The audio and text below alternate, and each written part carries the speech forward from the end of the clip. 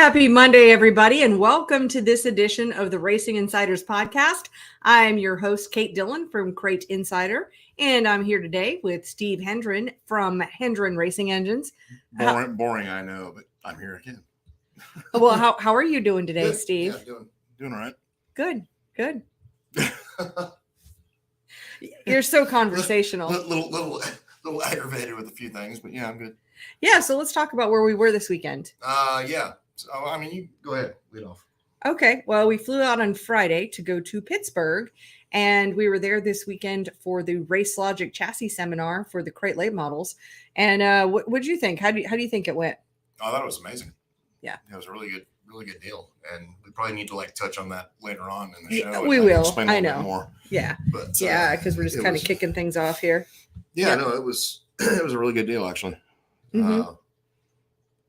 To me, I think it's the best class yet.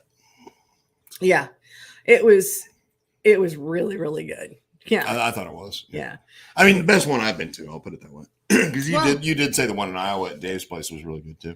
Yeah, but that's IMCA stock cars. Correct. So it's, you're talking about totally different kinds of chassis, and yep. So that was phenomenal. Mm-hmm. Absolutely phenomenal for the IMCA stock cars. Yeah. But a lot of their stuff wouldn't even translate to what we're doing in late models. In the late model world. Right. And vice versa. So, you have to be pretty chassis specific there as far as at least a type. Well, I mean, some of the engine stuff would relate and stuff like that. Of course. But, and tire stuff and things of that sort. But everything else is a little bit different. Yeah. Yeah. There's a lot of crossover, just maintenance alone. Right. Exactly. Is one of those things. Yep. So yeah.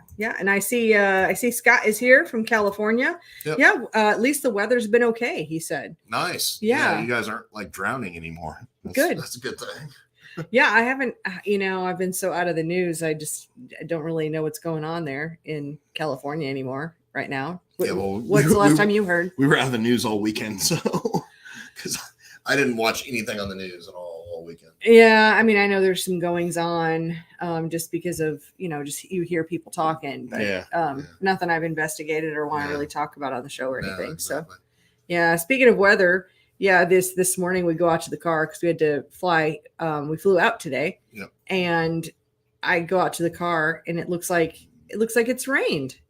Yeah, it's done more than rain. It's freezing rain. Yeah, the rain froze on the windshield, so I scraped it off, turned up the heat, scraped it off. See, I'm smart. I sleep in and make you go scrape the damn windshield. Yeah, there's that. Yeah, but I had you dragging around one of my suitcases, so that's true. Yeah, so there's that. That is true. Yeah, except you made me drive. I did actually. Yes, you know how much I hate driving. Yeah. So does somebody need you right this red hot second here? No, I'm just reading a message here real quick. Yeah. Okay. Right. Yeah, we're good to go. That's the most important thing. Okay. Yep. All right. So anyone who has questions, feel free to drop them into the comments. Well, you've been answering a ton of questions, of course. Yeah. Over the weekend with the Race Logic deal. Yeah. I mean, there's quite a few questions, really good questions, and trying to answer them all to the best of my ability. So. Yeah. I think we got most of them. Look, speaking of your ability, do you want to talk about your award that you just got this last week? Oh, yeah. I mean, I thought this was really awesome. So this is from the Rush Racing Series. So for any of our podcast listeners, he has a plaque with a beautiful plaque with a picture on it. And it's the Legacy of 2022 Legacy Award for the Hendren family in appreciation for bringing the Bill Hendren Memorial to the Northeast under the Rush banner for 10 consecutive years, as well as your efforts in making the 2022 Memorial a record $10,000 to win. Which is what it will be again in 2023. Oh. So, which, this year. Yeah. So, I don't know if anybody's ever had the good fortune to go to PPMS, but it is a freaking awesome racetrack. It's a half mile that races about like a quarter mile. Yeah, it's always fun to watch races there. And, when the Lucas cars are there, that thing slicks off and goes you can see your reflection in the racetrack. Yeah, you can. And it is a great. Just glass. Yeah, great racing experience up there. And I think pretty much every year we've had that race for the last 10 years, I mean, the winner's decided either in the last lap or the last two laps. Yeah. the most. So. Yeah, and your race is always in October. So, Yes, some of our southern friends that might want to come up, to plan on that. It's usually, I think, the second weekend in October, if I'm not mistaken. Come race, come watch. I mean, Lucas Oil Cars are there. I mean, this year, I know in 2023, it's going to be 30,000 win for the Lucas Oil late models. And and during the pits, it's Pittsburgher 100. The Pittsburgher 100. Yep. Mm-hmm. And then, of course, my dad's memorial race will be 10,000 win for the crates on Saturday, 4,000 win on Friday. Okay. So, wow. You can. Yeah, you're probably looking for a couple of sponsors for that too, right? Snag 14 grand. Yeah, you're probably looking for a couple of sponsors out there as well. Oh, always, yeah. I mean, and if we can make it more, we'll make it more. Mm-hmm. But I think we're pretty locked into that right now, so. That's the goal for this year. Great. Yeah. So any companies watching that want to be a part of that, we love to promote things. So. Well, I mean, honestly, and I don't know that there's a better promoter than Mickey Emick. Yeah. And Mike Leone. Yeah. And any company that comes on board, you get so much recognition. It's almost ridiculous, honestly. Yeah. It's really, really good for sure. I see some other folks here. I see Eric is here. He says North Texas has frozen over. Oh shit. Oh wow. That's weird. Gosh, not again. I hope this isn't like a all the windmills shut down exactly. or something. I hope that they don't run into that again. Right. That was terrible. That's awful. And Dave's here. We saw him this weekend. Yep. He says, good to see you guys made it home safe. Had a blast. Mm-hmm. Was nice to see you both. I'll be down before the end of March. Awesome. And he said the Race Logic School was badass and well worth it. Yeah, I'm glad to hear that. I mean, I think it's a good deal, and I think it's something that can take people to, kind of the next level. I mean, essentially like day one of the school or class or seminar or class, whatever you want to call it. I think day one, I think there's a lot of stuff that people overlook. Oh yeah, in racing, definitely. That got brought up. Day two is pretty intense on shocks and spring smashing and stuff like that. But day one was kind of things that, the little things that make a difference in whether you're a winner or a guy running fifth. Because I think there's a lot of guys out there that they're working on their race car every single night. Oh, 100%. Yeah. And if you don't know actually what to be working on, right, you could just be spinning your wheels. Yeah, absolutely. But if this gives you a really focused program that you can follow to make sure that your race car is in tip-top shape. Because the last thing you want to do, especially if you've ever been struggling or you've just been working hard at it, you don't want to be at one of these big races and then have something just dumb fall. We're all going to have part failures, but something that was completely preventable with having the right program. Well, I mean, every year I go up there. I mean, I've raced since I was 16 years old. Mm-hmm. I mean, 1986 is the first year I raced. And every year I go to this show or go to this seminar class, whatever you want to call it, even though I'm one of the people teaching a part of the class, I'm learning shit. Well, and that's just it. All of the instructors learn from each other. Exactly. Because you all have your own specialties.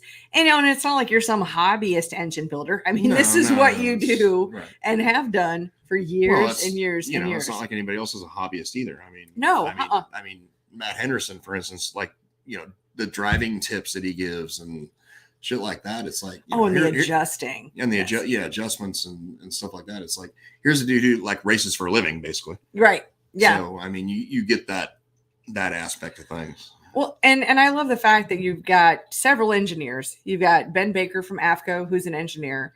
You have Robbie Bilbrey, who's an engineer at NASA. Yep, at NASA. Yeah. Does shocks. Does the shocks. You've got Matt Henderson, who's an engineer also. Yep.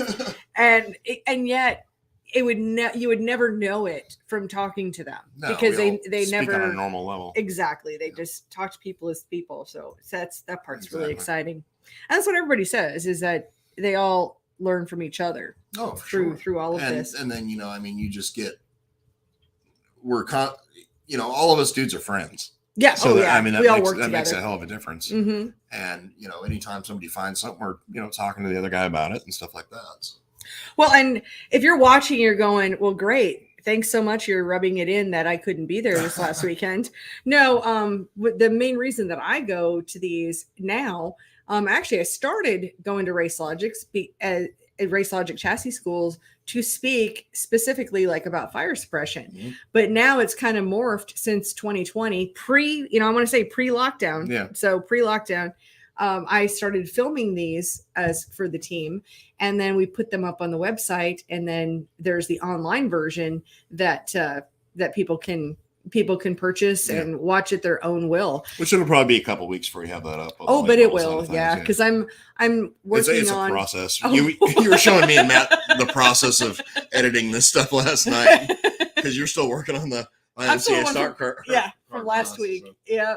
That's a process. Yeah. I have no idea how you have the patience to do it. Honestly. Yeah, it's just a process, because I chop it up into little bits, and that way, if you can scan it and say, what I'm really interested in is, well, for instance, I was just editing a segment. Somebody asked a question about how to ship shocks. Well, there's actually say that 5 times fast. I know, shipping shocks, but there are good things to do and bad things to do. And if you were ready to go ship your shocks to your shock guy, you could go here and go, oh yeah, there's this whole little section. It's like 4 minutes long, but I'm going to watch this. Oh, okay. Now I know. Exactly. And so you don't do it wrong. The last thing you never want to piss off the shock guy. That's one thing I've learned from all of these is like, you just don't want to do that. And the shock guy's like the most valuable team member That's got what I'm saying. You want to keep the shock guy happy. Absolutely. Yeah. Absolutely. And I see Alan's here. He says, congrats, Steve. Nice to know someone is paying attention. So yeah, it's super cool. It's just hard to believe we've been going up there for 10 years. Oh, for Dad's Race? Yeah. That's really incredible. I mean, just time flies. It does. I mean, it absolutely so flies. Fast, it's ridiculous. Mm-hmm. But hey, if we can do another 10, I'm good. If we can do it 10 after that, I'm better. So yeah, just keep it going. Absolutely. Well, and it's already like the month of January is almost gone. It's the 30th. Yeah. How the hell did that happen? Almost 31st. Yes, I know. I have no idea. Yeah, I don't know. I mean, like, just blows by. I feel like the Green Day song is like, wake me up when September ends, exactly. Oh, no. Yeah. So what else has been going on for you, Steve? I mean, not a lot. I mean, just trying to get stuff out of the shop. I mean, that's always a constant battle. Just, do the way things are nowadays and, stuff like that. But yeah, I mean, really, that's about it. I mean, yeah, I don't know what else to say. I mean, yeah, same here. A lot of it is how much can I bring in? It's that time of the year. So, I mean, you're overwhelmed with everything. Oh, it is. Totally. Absolutely. Yes. It's like the revolving door of the stuff that's going out the door. What do I need to replace? And now I'm finding out about these new products and I'm excited about them. Well, I mean, it's a double-edged sword too. So, I mean, we're already behind, but you still want to talk to people and talk work into the shop, per se. But like, as that adds up, it just adds to the backlog, and this is the high stress time of year. I'll put it that way. Oh, I would agree. Yeah, for sure.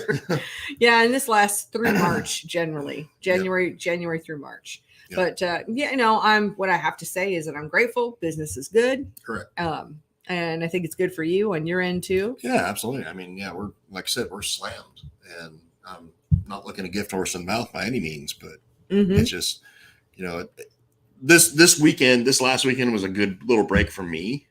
Good. I'm glad to hear it. Because I got to go, talk about things I can talk about. Yeah. And then also, interact with people. The cool thing about this class, every year when I go to this class, the cool thing is like the instructors. So I'm a quote unquote instructor, but like we get to meet people and put faces with names. Mm-hmm. So a lot of these people we might talk to on the phone, but we've never seen them before. Right. And you get to put faces with names. And then, one thing that we push in this class that we do, the race logic class, is, hey, even though we're here right now, don't think that we're not here for you after the fact, because you paid to come to this. Right. And because you paid to come watch us talk and try and teach, you're not like cut off as soon as the class ends. Right. So if you've got questions, always call us, talk to us, do whatever. And we're always more than willing to help. Mm-hmm. Every single person that is an instructor at that class is willing to do it. And I think that's a great thing. Oh, absolutely. It's just the beginning of the relationship. Right. For sure. Yes. And I see Jason is here. He says, Steve, I need one of them hoodies.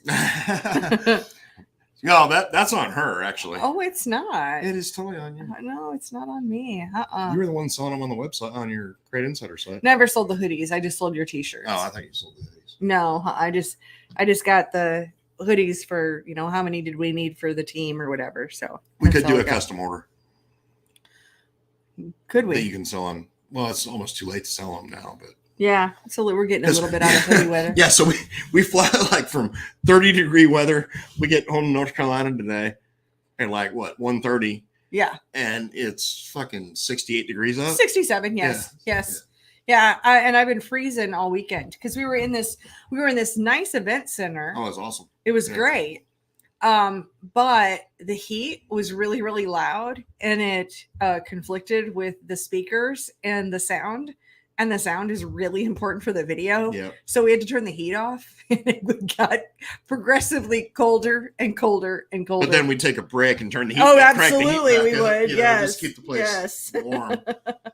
I see Sean's here. He says, "Can I get a beer?" Oh, yeah. Hey, cheers, buddy. Yeah. There we go. Yep. And what are you drinking today? Just Ultra. Ultra. Out of my keg. Okay. Next door. Yeah. Cool. I'm drinking my kegerator. My sparkling water from my Soda Stream. I thought it was straight vodka. Right over there. Yeah, are we going to go with that? No, yeah. I mean, okay. Yeah. I've seen you do it. Oh man, many years ago. Many. I have not drank a whole pile of vodka in a long time. It's been a hot minute. Yeah. Yeah. But I mean, I do remember that I used to be able to. Well, yeah. No. I mean, when we were, what was it? The meet and greet night. Oh yeah. You did have like 5 freaking Guinnesses. I did, but there were Guinnesses in the bottle, and they're clearly not as strong as the can ones because I can only do 2 can ones. Yeah. But again, the cans are monstrous. Right. Yeah, but you did. They're really good. You did have 5 Guinnesses. I had a very stressful. I had a very stressful day. Can you drive? Because I've had 5 Guinnesses. Yeah. I'm like, yeah, no problem. I don't know. They were smooth. No, we're not talking like 5 Guinnesses in an hour. But no, and I wasn't even really tipsy or anything. No, just, that was all good. No, I'm like, yeah, I'll drive. Yeah. Finally. Right. Yeah, I always have to drive if there's going to be anything stressful because Steve will totally road rage. So and that ends poorly for everybody in the car. Although, like when we go to Dad's race, I always drive up there and back. You do, yeah. You're now a car snob, is what you are. I'm a total car snob now. Yeah, now that you have your car. And I will tell you, if you ever want to know what kind of piece of shit not to buy, rent a car. Telling you. I think having a rental car is like the best experience to have to find out whether you would like that car or not. Fucking Honda Accord. Is that what that was? Yeah. It was a Honda, and it was like the sport edition or whatever. Yeah, that was crap. And then the weekend before there was a Volkswagen Passat, and I couldn't figure out how to open up the fuel door. I guess it was hidden in there. Yeah. At least the seats were heated in that one. But anyway, yeah.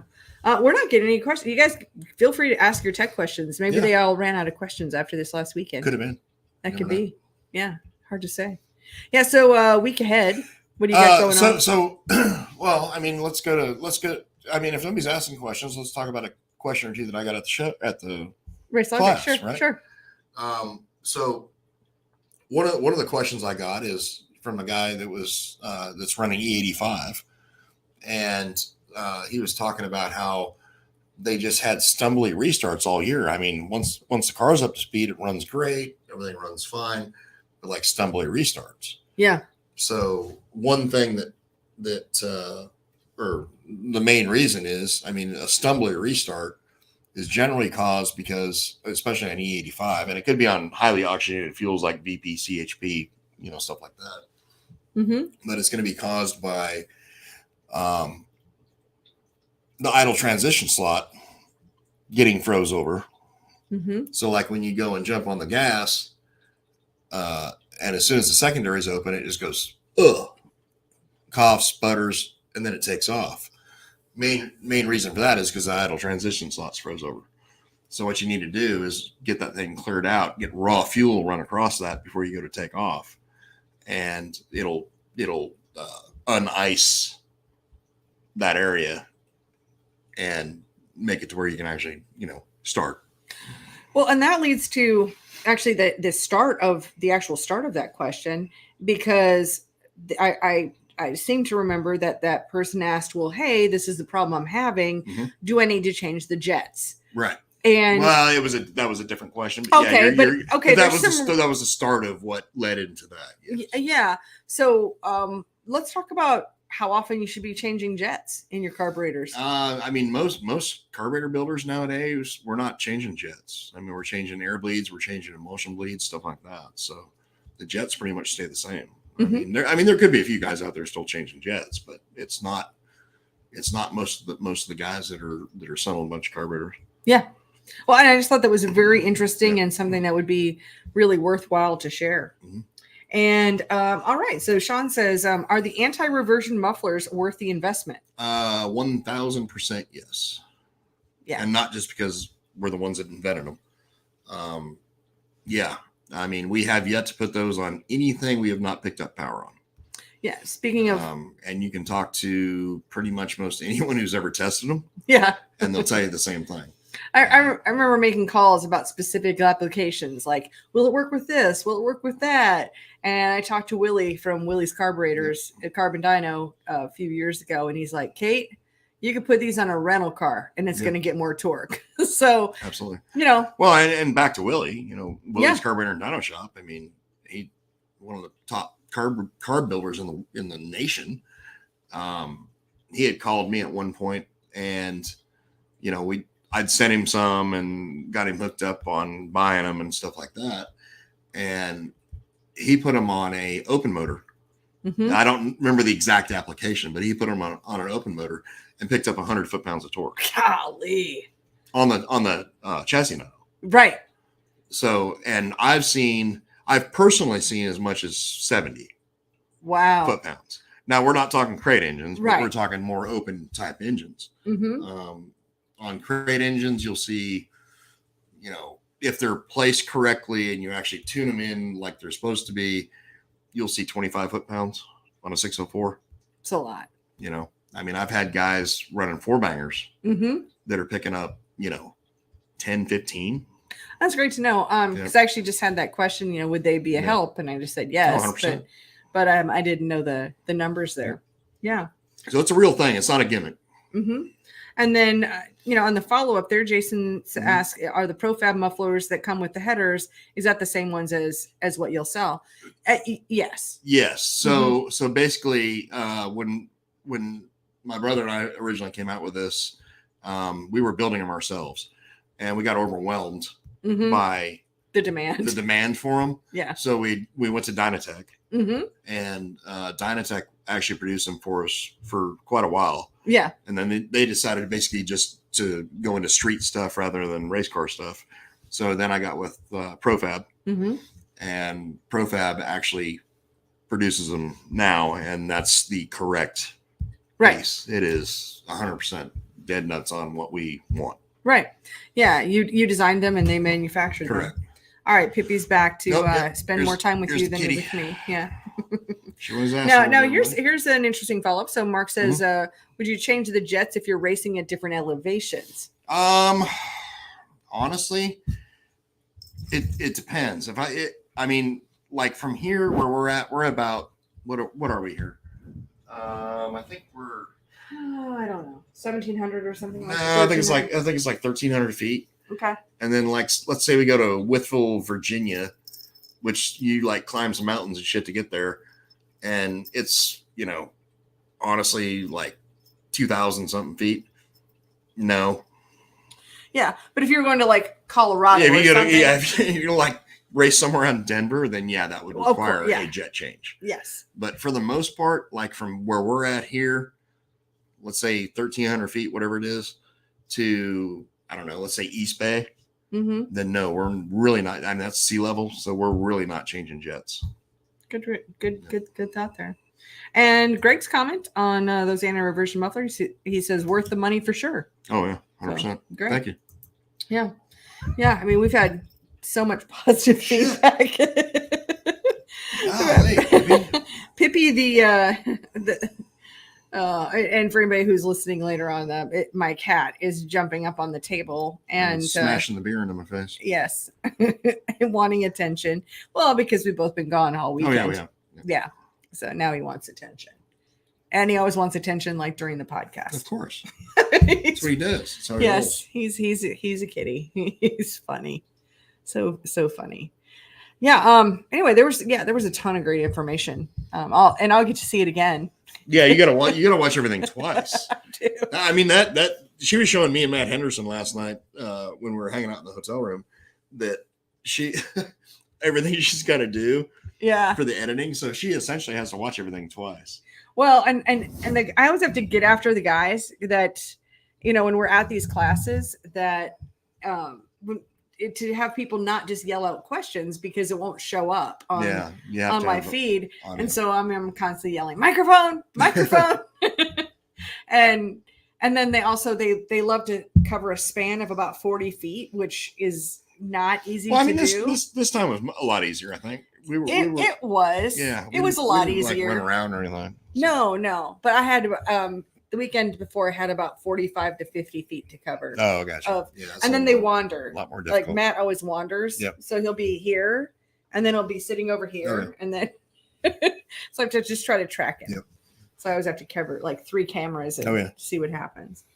And Evil Assistant Tori's on here. Yeah, she says there was a Klotz question in Messenger today for Steve. Yeah, I don't have Messenger up. Do you? I could look. I don't know. See a Klotz question here. All right, thanks for that, Tori. I just had to find it because she could have posted it. That's why she's the Evil Assistant Tori. Yeah, okay. Could have made things easy. No, got to look for it. That's all right. We got this. Mm-hmm. Let's see. We've got. Okay, well, here's another question. I am trying to find an app or a scan tool for scanning the seals on the crate engines for tech inspection at our local racetrack. Mm-hmm. Any help would be greatly appreciated. Good luck. Yeah.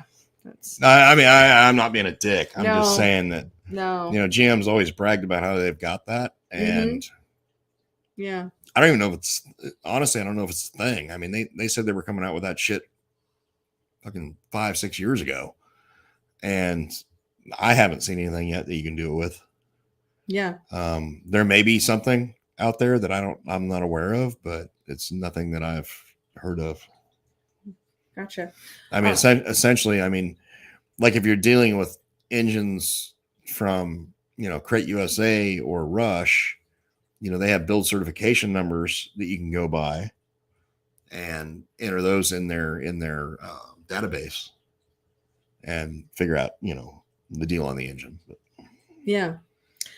So this other message, there's they sent me a picture of the Klotz 3060 gear oil. Yep. And he says, I started running this oil when Steve said it was the best for power. Mm-hmm. Is there a reason that you stopped carrying it, and not only you, but you can't find it anywhere? So I would say for Jamie that it's really the Daytona 1 3060 that we've recommended above and beyond everything else. Yeah. I only ever bought one case of the Klotz 3060 to see about that. Now the Klotz engine oil you do stock. I do. And sell it all the time. That's right. It's a great product. And that gear oil is actually a really good product. Right. But yeah, the Daytona 1 is the stuff that you because I go through so much of it, and with the shelf space. I would say that there's been changes at the Klotz company since it was sold. There've been a lot of changes, yeah. Yeah, and so that's probably why you're not seeing it anywhere else. I mean, the oil is still great. I think they kind of went the direction of, snowmobiles and shit like that rather than, racing. Yeah, I would agree. After the place was sold. Well, especially motorcycles. Yeah, John Klotz is like that dude's awesome. Oh, yeah, absolutely. I love him to death. Yep. But I do think once it was sold, they kind of went in a different direction. Yeah, and racing, at least circle track, full body cars were not at the highest levels, but the oil still is amazing. So correct. we the engine oil is really good, and that rear end oil was really good. But yeah, but if I have to pick one, then I'm going to go with the Daytona 1. Well, I mean, to me, that's the best. Right. I mean, I've tried them all, tried them all back to back and everything else on the chassis dyno. So yeah, I Mhm. mean the Daytona one's definitely the best. Yeah. So that would be why there. If we're looking for, total power and, reliability as far as, protecting the rear end. Mm-hmm. Yes, absolutely. And okay. And somebody wants to contact you about a carb spacer, so give them your phone number. That's fine. Yep. Okay. I think not sure. Yeah, here. that's about it. So sounds good. Cool. All righty. I think that's all we have for today. It's a little bit honestly, a little bit light. short. Yeah. It's probably good because it's light on content. It's been a travel day for us. Travel extravaganza. Yeah, and so much fun at the airport where, the people in Charlotte are super helpful. Oh, motherfuckers. Yeah. All right, so you tell the story. I'll just be MF and everything if I tell the story. Okay. So when we flew to Pittsburgh on Friday, we get off the airplane. We go rent a rental car, and we get about 5 miles away from the airport. And Steve yells out, "Fuck! I left my phone!" And I'm like, "Oh no, where is it?" Because I'm thinking, well, is it maybe on like the counter at the rental car company? He's like, "No, I left it on the plane behind the seat." Because it's always chaos getting off the plane. So he happened. And I was distracted by a dickhead that had apparently you can get on the plane, but you don't know how to get off the fucking plane. So not making any excuse for myself because I've traveled the world, never forgot a goddamn phone. Yeah, well, there was just like so much chaos that was going on the plane. I mean, and nothing out of the ordinary except for I swear to God, they keep making these plane seats tinier and the aisles tinier and tinier and tinier because it is so difficult to try to get your crap, and it's cold. So we've got coats and everything else. So, it can happen to anybody. I think you were probably helping somebody get their bag down. I did, yes. So then that gets you distracted because you had one backpack and your phone. That's it. That's all you had. Well, I've got like all this. The only reason I had luggage, by the way, you guys, I am not a heavy packer. It's because I needed all my gear to record the class. Okay. So anyway, we're in the car, we're driving, got a rental car. And I start using like the American Airlines app to see if we can do something there. That's kind of a day after we realized my phone's still at the damn airport. So then we turn around, we go back to the airport. You go to the desk, and then I wasn't inside. I stayed outside. So so I went to the desk. Really helpful there in Pittsburgh. She sent me down to baggage claim, and so I went down to baggage claim, and they were nice enough to call. They knew exactly the gate the plane was coming in on. Yep. The time it was arriving, and the lady in the baggage claim in Pittsburgh talked to the baggage claim in Charlotte. And they said, "No problem, we'll get the phone."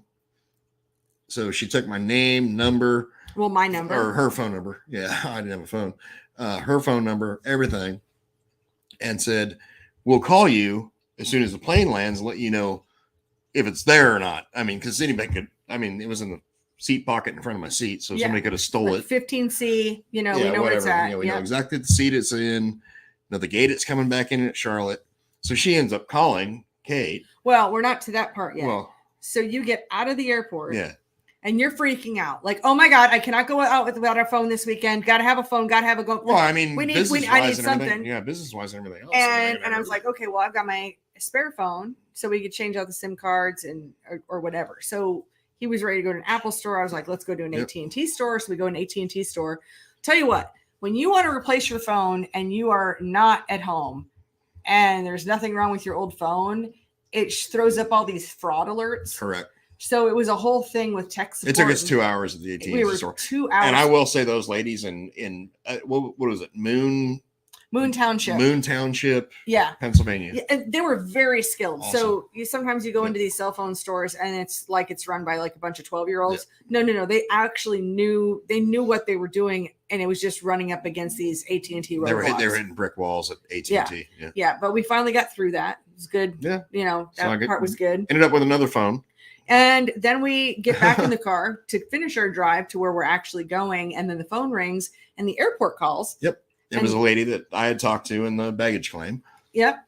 And And she said, they found your phone. Found the phone. Got it at the gate. And they're going to put it in, or she said that they can actually FedEx it to us. So don't worry about it. We're going to be back on Monday.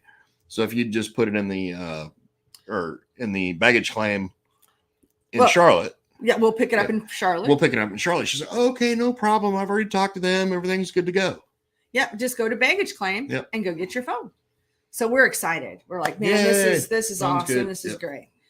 So we fly back today and we find the office for the baggage claim and we go up there and they are rude. Bitches. Yes, absolutely. Oh, do you have a claim number? What's your claim number? Well, we don't have a claim number because here was the situation. Well, yeah, we have like one lady in the lost and found, and she has to have a claim number, and then she matches up the claims with the merchandise and then sends it to you. It's like, well, I mean, he could look. It's been found. It's here. Right. He in could the look. office. It was in airplane. Unfortunately, it was in airplane mode, so we can't text it. We can't airdrop it. We can't find my iPhone. We can't do anything to make it make noise. They won't even let us see us. In fact, that gatekeeper lady wouldn't even let us talk to the lost and found lady. Oh no, because she's so busy. But they'll busy. Go back and forth. I felt like I was buying a car and that they were going to keep going back and forth with the manager to figure out, it was so bad. So now we have to do like this whole claim process. And I got out. Even though the phone's sitting literally behind the wall. Yeah. From where we're standing at a counter, it's sitting behind the wall. And I'm like, can you just let me go back there?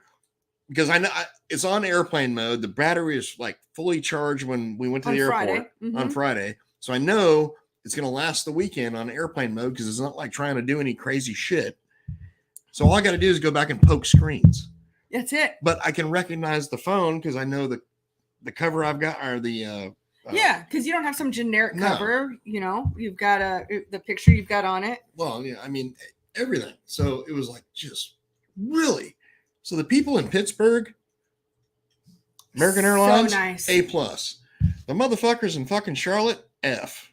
Yeah. Because they're a bunch of dumbass bitches that don't give a shit about like, and the chick's like, oh, there's like 50 phones back there. I'm like, great. We could make her job easier. I'll be done in 2 minutes. Yeah. It'll take her far longer to figure out which one is his. Very, very frustrating. So I'm going to pretty much make the finding of the phone my part-time job is pretty much what's going to happen. Right. I will lean on the elevator button is how because I'm so mad. So anyways, yeah. No, all right. Tori has a question. Thing. All right. Tori has a question. She says, can you tell us how to get more gas mileage out of a Dodge Ram 1800? Real question. Someone came in and asked while you were gone. Okay. When your business is in a former Jiffy Lube, you never know what's going to walk in the door. Yeah. I don't know. You know what? Park it. That's probably the best way. The best. Yeah. That's my advice. Put it in park it, leave it in your driveway. Yeah. Yeah. I think it's a good one. The second other thing that you can do is put XL1 engine treatment into your oil. That's true. And pump the tires up more. Yeah. But the XL1 engine treatment, it actually does give you better gas mileage. So anybody who's got towing vehicles, of course, we sell the XL1 engine treatment from Daytona 1 for race cars to gain more horsepower, which you have proven on the dyno. And we put it in transmissions and rear ends and everything else. Well, and the way it works is it's really cutting down on parasitic drag. So in a race car, it's going to allow us to be freed up and go, free up some horsepower. Yep. In a regular passenger car, that's not the issue, but cutting down on drag means we're going to get better gas mileage. Yep. Yeah. And and Tori says, I literally told him that XL1 for the win. Mm-hmm. Craig says, so did you ever get the phone back from them? No, not yet. No, this just happened today. Yeah. Yeah. It just happened today. And we're like, literally like we're standing here, like at this counter and there's like a door right here. And there's these Shaniqua and her fucking buddy are standing there talking to us. And there's a door going in there, and apparently there's like a gatekeeper chick in there that's the lost and found lady. The lost and found lady. And we couldn't even fucking talk to her. No, couldn't even talk to her. Wouldn't even let us. I mean, she's probably 4 feet away from us, and wouldn't let her talk to us. So it was unreal, man. I'm telling you, it's like the worst customer service I've ever had in my entire life. Absolutely terrible. Because I could have gone, if they'd have let me walk in there to the 50 cell phones that they had, because they literally said there's 50 cell phones back there. Yeah. I'd have found it. Yeah. Because it had been lost. And it had been found and taken to that office. Right. Yeah. And now we just can't get it back. Yes. Because they're and she's about to lose her freaking mind. Oh. So I'm like, nope. All right, fine. I was ready to lose my shit. We'll go fill the shit out. And yeah, I was trying to figure out like what tactic is going to work next, because this lady was combative before we ever got there. Right. And I didn't know if but by the time we got out to the parking lot, which, by the way, I'm also not impressed with Charlotte Airport's parking lot, where you've got 2 lots, and I'm perfectly fine. You got the little kiosks and you got the shuttle, and all of that's great. We're being all bitchy tonight. Oh no, but they deserve it. They deserve it. Yeah. And I mean, yes. So how our trip kicked off was that they had one lot closed, and the one that you had to go to, they had you off in no man's land, so that you were at least like half a parking lot away. Like you were a full Walmart away from any kiosk. Right. So you're out in no man's land. And I'll tell you what, I mean, it's fine if I'm traveling with you, but if I had been traveling by myself and I'd been flying back at night, I would have really, really been upset about that, because I try to not be a dumbass. Because there's like a cyclone fence there, and on the other side of the cyclone fence is like crackheads walking up and down the road. Oh, absolutely. Yeah. So then by the time we got out on the shuttle and then went back out to no man's land, I got out there and I screamed. No, she did. She like totally yelled. Oh, yeah. And I said all the things that I wanted to say inside of the airport, just to the air. She was motherfucking everybody. I really was. I absolutely was. Yes. Yeah, and some comments on that. And David asks, Steve, was it a remote detonator? Oh, now here's a funny thing going to Pittsburgh. Let's hold that thought for just a second. Right. Just to keep on topic. Yeah. Tommy says, sounds like that lady hates her job. Maybe a new job is what she needs. I think that whole department needs a new job. Yeah, there was like three females. We saw 2 ladies and then a dude. Yeah. And then we've got the missing, the missing link in the missing back. Lost and found lady. That's apparently back there sorting through cell phones and couldn't find mine. Yeah. And one more comment on the Dodge. Yeah. Tommy says, sell it. It's the only way to get better gas mileage. That's exactly right. All right. So yes, talk about our experience going through security. All right. So my buddy Jason over at 955 Automotive, he calls Kate and says, hey, can you bring me to the arch radiator thermostats? He says, well, Kate, do you have your room in your luggage to squeeze a couple of those in? It's like, nope. Because we're going to go up there and then he's coming down to meet us and we're going to like hang out and, have a beer and drink some, or eat some food on Friday. And so I tell him, I certainly don't have room. Yeah, she's got no room. But Steve might. Yeah. So, I said, I'll get with him. So they're in the plastic gallon bags, right? Yeah. Mm-hmm. She's got them like pre-made up. Both of them, I mean, we're talking like solid chunks of aluminum. And then like you got like a thermostat in there with like springs. And then there's like a line that runs around. And I'm like, motherfucker, this shit looks like a bomb. And I've got 2 of them. So we go to Charlotte, and the first thing I do, we go to get our little bins. Well, I get a bin, take those out of the suitcase, put them in their own bin. Yeah. It's a backpack. So I get my backpack. Take them out of the backpack, put those in the bin. And I'm like, oh, I'm going to get flagged for this. I'm going to get strip searched, fucking anally probed, all this crap because of these 2 damn things. Put my backpack in another bin, run them through the line. I go through the little body scanner, stand there like that, and they're like looking at my dick, all that, whatever TSA does. So I'm like standing there like that, get out of there, and like all these bells and whistles go off. Not really, but it was like essentially bells and whistles. Sir. And they're like, sir, is that your bag?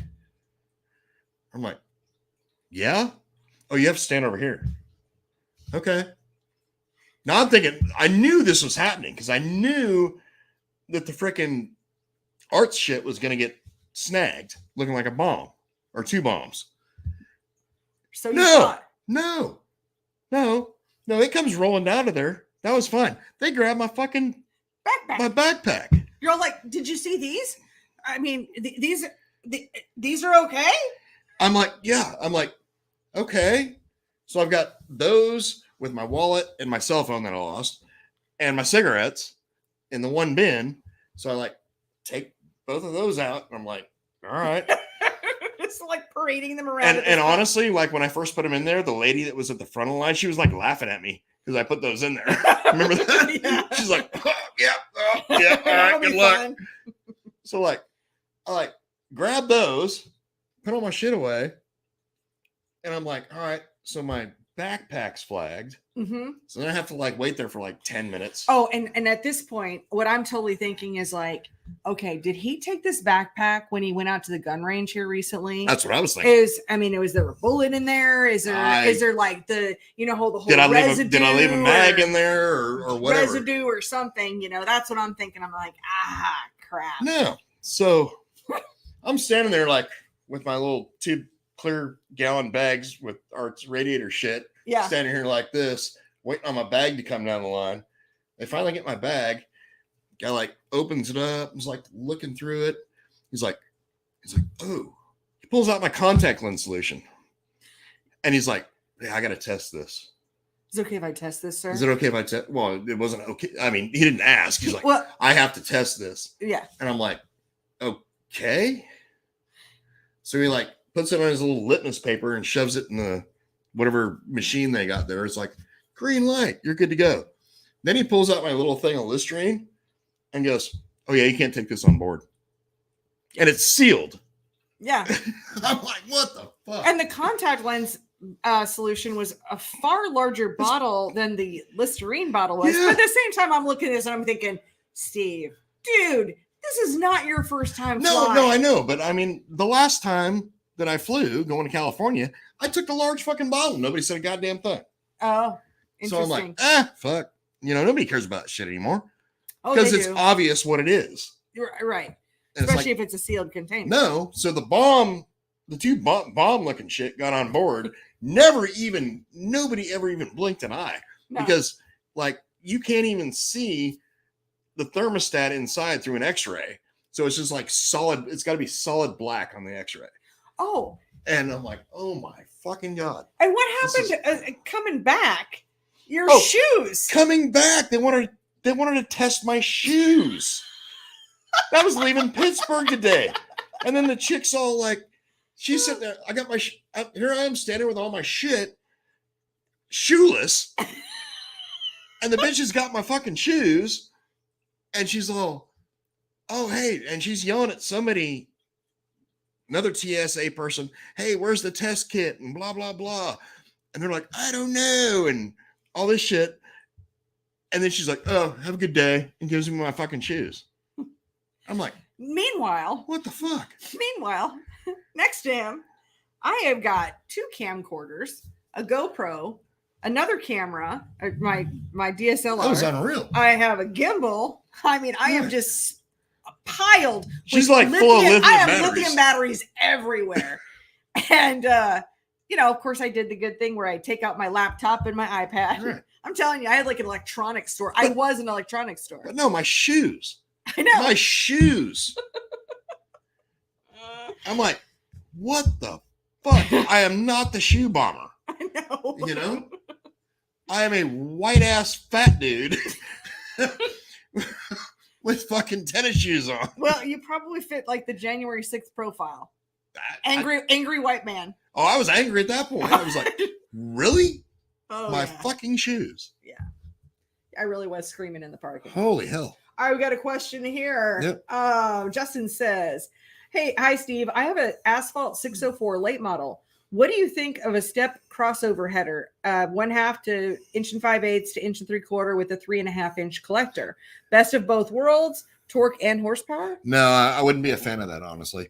Number one, the 1.5 inches is like too small. We proved that years ago on dirt stuff. So if I was going to run a stepped header, it'd be the 1 5/8 inch and 3/4, but I would run a 3-inch collector. The 3.5 is way too big. So I would certainly look at that option. Good deal. Good deal. Okay. And Levi's and t-shirt one says, how many stealth carbs are you going to try to sell today? we don't sell any stealth carbs. Yeah, Actually, I don't sell them. It's one of my recommendations. Yeah. So like in my recommendation sheet, I do recommend Tony's stuff. I mean, he makes great fucking carburetor. Right. So yeah, I got no problem selling his stuff. I don't sell it. No, neither do I. And neither does she, which that honestly, that could attest to how good his stuff is, honestly, because we're not like pushing a product that we don't think is, Yeah. I'm pushing a product I think is good. So That you don't even sell or make any profit on. I don't sell or make profit off it or anything. So as far as for the airport, Craig says, I guess Steve has the look. Evidently. I know. He totally does. Fucking whatever. What is that? Fucking. I have no idea what you're talking about. No, the fucking bitches with their goddamn hoodie, like they're like all this, or Okay. yelling and screaming and shit. Yeah. Fucking crazy ass. Oh, I'm liking your spiked hair. I'm digging that. It's good. Yeah, I like it. Rooster. I like it. No, it's like, yeah, I don't know, man. It's like I have literally traveled the fucking world, and I had more problems on these 2 flights than I've ever had in my entire life. Agreed. And you and I have flown to several places together. Yeah, and I laser etched a gravestone for a friend of mine in Ukraine, and took it from Charlotte to Odessa, Ukraine. And I had less issues with that than I had this last. I've actually never had as many issues deal. at an airport. I mean, I used to truly love to fly. Yeah. And this experience is just getting worse and worse and worse. Yeah. If we can, we'll have to take a look at flying out of Asheville, because I've flown Allegiant out of Greenville. Asheville. Well, Allegiant out of Asheville, I've flown them going down to Florida. I mean, they're just they nickel and dime you to death.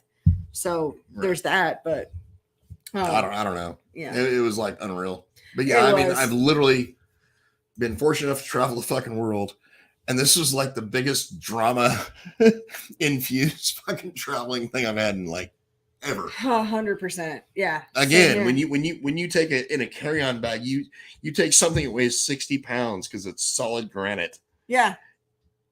And then like when I remember when I went there, I went to Charlotte.